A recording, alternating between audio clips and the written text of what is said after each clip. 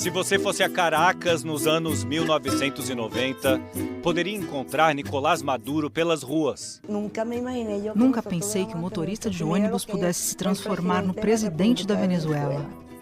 Foi assim que nasceu o mito do presidente trabalhador. Quando se filiou ao Partido Socialista, ele foi enviado a Cuba para aprender com Fidel Castro, o que mais tarde colocaria em prática como presidente de um dos países mais ricos do mundo.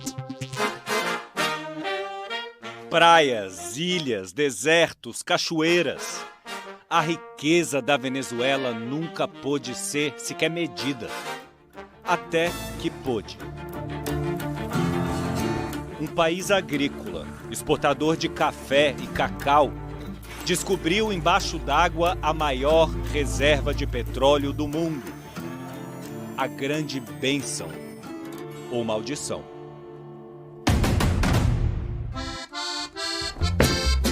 Na década de 1970, o sonho americano invadiu a Venezuela.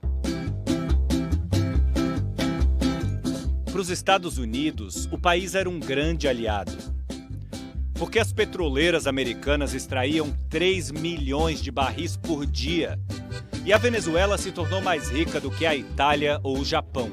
Caracas tinha, para uma pequena parte da população, qualidade de vida comparável a Paris. Querendo de todo, chillaba, mi papá vivia de artesanía. Rafael Ramírez foi ministro do petróleo anos depois, mas lembra bem dessa época. O apelido era Venezuela Saudita, o maior exportador de petróleo do mundo. Mas havia um enorme número de favelas e áreas muito pobres. Essa riqueza imensa não chegava à população.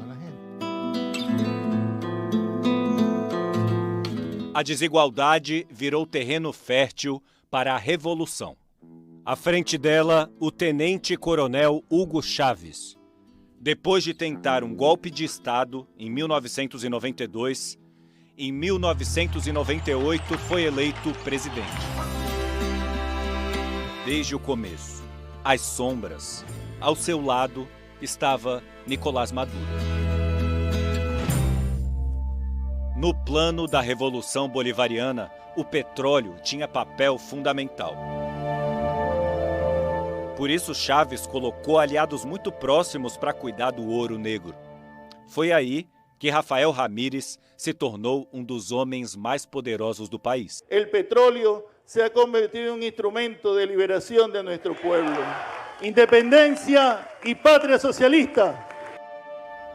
Com o dinheiro do petróleo, 9 milhões de famílias tiveram acesso à moradia.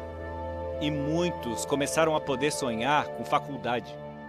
Nós diminuímos a pobreza de 70% para 7%. Foram avanços sociais importantes. Hugo Chávez virou a ordem mundial de cabeça para baixo. E Nicolás Maduro era seu ministro das Relações Exteriores. Orquestrava as alianças com Cuba, Rússia e Irã. Mas aí vieram os problemas de saúde de Chávez. Ele era obrigado a escolher um sucessor. Quem seria? O ministro do Petróleo, Rafael Ramírez, ou Nicolás Maduro? Ele decidiu. Ustedes elijan a Nicolás Maduro como presidente da República Bolivariana de Venezuela. Eu se los pido desde mi corazón.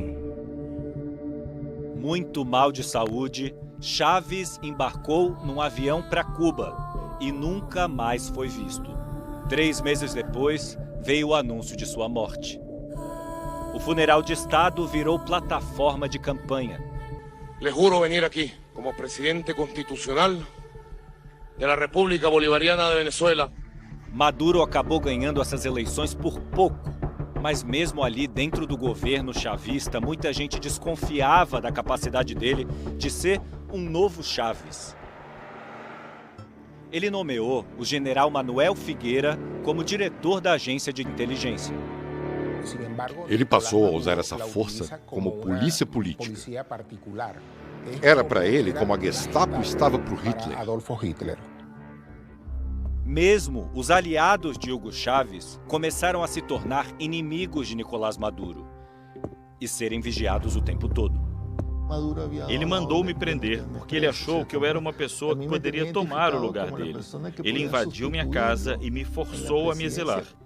Como la rata inmunda de Rafael Ramírez, protegido por el imperio norteamericano, viviendo en un castillo, una mansión en Italia. La justicia venezolana te pondrá los ganchos, ladrón de 4 suelas. Maduro acusava Ramírez de ter roubado o dinheiro do petróleo. Você pergunta como eu me sinto? Indignado. Porque eles destruíram o país e todos os sonhos que tínhamos juntos. As eleições de 2015 não agradaram a Maduro. Ele perdeu a maioria no parlamento. Asamblea Nacional, prepárate, prepara las maletas, que te va a llegar tu hora. Luísa Ortega era a procuradora-geral da República. Ela sempre tentava livrar o regime de qualquer imputação negativa. Mas quando os manifestantes invadiram as ruas, uma cena chocou o país. Pedi a prisão do guarda que dirigia o tanque. A resposta que recebi foi que o meu pedido violava os direitos humanos do motorista. Você vê como isso é absurdo? Quando Luísa chegou para trabalhar, os soldados já estavam lá atrás dela. Tive que fugir numa moto porque eles estavam ameaçando me bater e me prender. Mais de 8.000 venezuelanos foram executados pela polícia e pelo exército.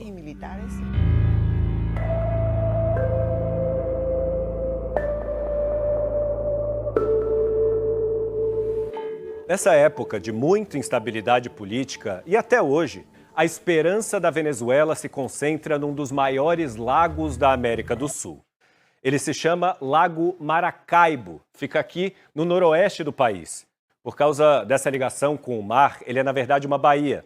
Tem 150 quilômetros de comprimento, 50 quilômetros de largura e foi aqui que o petróleo venezuelano foi descoberto. E esse lugar ainda é o centro da maior reserva de petróleo do mundo. Mas quem mora lá perto conta que lembra muito pouco aqueles tempos áureos da Venezuela. O Rafael Zambrano trabalha na estatal petrolífera venezuelana, a PDVSA, desde os anos 1990. A gente está na frente de uma das plataformas mais emblemáticas da nossa indústria. Era tecnologia de ponta, agora está abandonada.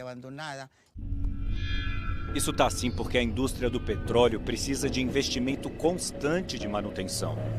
E aí a lista é grande: corrupção, má administração, sanções dos Estados Unidos, o preço do petróleo que caiu mundialmente.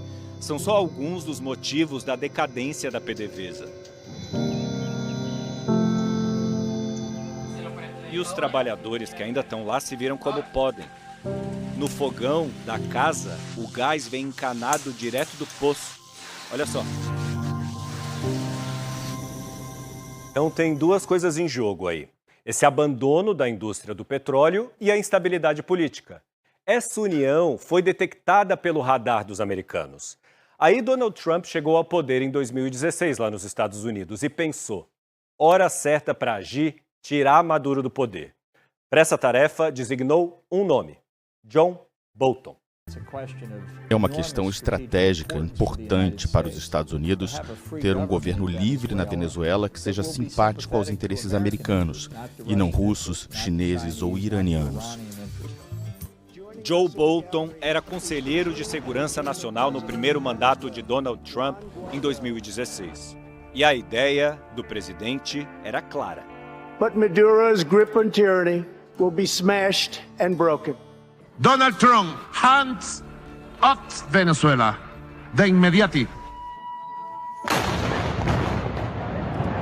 A cabeça de Maduro foi posta a prêmio. E os americanos se apressaram a reconhecer um líder de oposição que tinha coragem de se erguer na Venezuela. Joining us in the gallery is the true and legitimate president of Venezuela, Juan Guaidó. Quando eu fiz meu juramento, Trump reconheceu como legítimo e apoiou esse momento importante de defesa da democracia. Guaidó se viu pronto para dar um golpe de Estado, mal sucedido. Acho que Maduro e sua mulher queriam ir embora, mas os russos e cubanos os mandaram ficar, porque sabiam que se ele saísse, o regime colapsaria muito rapidamente.